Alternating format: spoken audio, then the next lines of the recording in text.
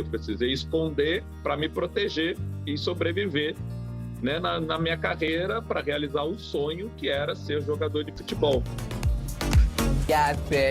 Oi gente, eu sou o Elson Barbosa e no Fervo das Cores de hoje, o ex-goleiro do Bahia e do Vitória, Emerson Ferretti, vai contar detalhes sobre o seu período de aceitação e também como foi lidar com isso no futebol. Adolescente, eu não entendia direito esse desejo por outros homens. Muitas vezes eu achei que era uma coisa passageira, né, que era fantasias, enfim. Eu não entendia direito, justamente pela falta dessa informação, dessa conversa, dessa troca com outras pessoas também gays, né? Então eu não entendia, eu só via muito o preconceito em cima dos gays, né? E aí isso me aterrorizava. Então fiz para tentar me conhecer, fiz para me proteger também, para me enquadrar num padrão, né?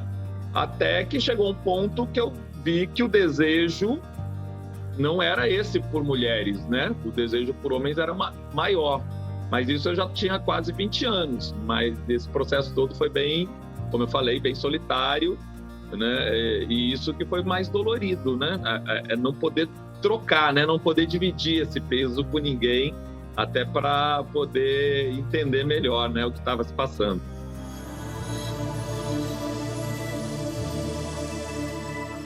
Eu entrei no futebol com 8 anos, né? Então eu só parei de jogar aos 35, né? Foram quase 30 anos, né? Eu percebia pelas conversas, né? Já dos outros garotos, né? Pelas conversas, pelos locais que iam, principalmente pelas conversas, né? Pelos relatos deles, né? E aí eu não me identificava muito, né? Eu dizia assim, poxa, eu não gosto de fazer as mesmas coisas do que eles falam, né? Que eles comentam. E aí eu sempre ficava um pouco deslocado nessas conversas, né? E ali eu percebi que era um pouco diferente, só que eu também não entendia direito o que era isso, né? Esse desejo diferente, né? Eu não entendia direito, então demorou um pouquinho para eu compreender tudo, né?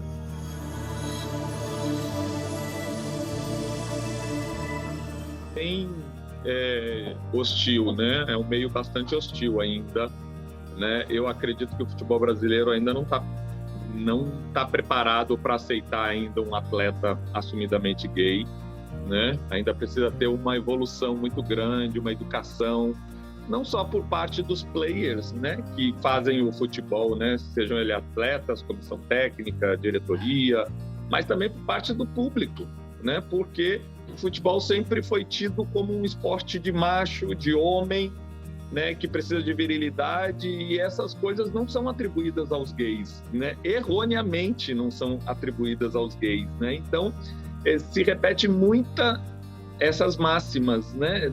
Minha vida toda eu ouvia, futebol é coisa para homem, gay não tem virilidade para jogar futebol, e essas coisas, né? Desse tipo. Então isso afasta os gays do futebol e fazem com que os que estão dentro do futebol, seja como atletas, dirigentes, enfim, eles precisem se esconder, né? Esconder essa condição para poder sobreviver. Foi o que aconteceu comigo, né? Eu precisei esconder para me proteger e sobreviver, né? Na minha carreira para realizar o sonho que era ser jogador de futebol, né? E muitos deles, né, dos gays dentro do futebol, acabam optando até por casar, né? Porque dessa forma eles se enquadram num padrão aceito, né, dentro do contexto, e afastam qualquer suspeita sobre uma possível homossexualidade, né? Então muita gente acaba tendo uma vida dupla, né? Alguns até são bissexuais e aí casam para poder, né, afastar essa suspeita, mas acontece muito.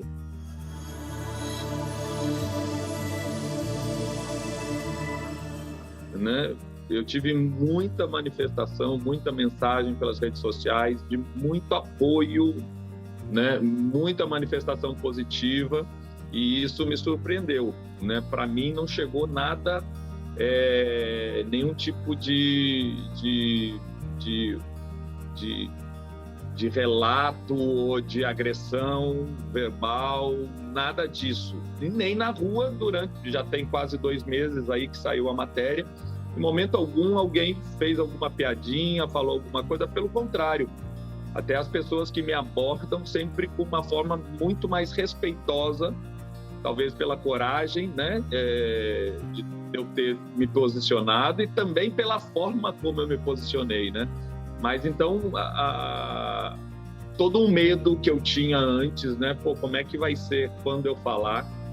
Né? Tudo isso acabou se transformando apenas em medo, né? Quando aconteceu, foi tudo muito bom, mas eu sei que não é a realidade, né? Eu estou trazendo o que aconteceu comigo, mas eu sei que não é a realidade porque ainda existe muito preconceito, não só no futebol, mas na sociedade de uma forma geral, né?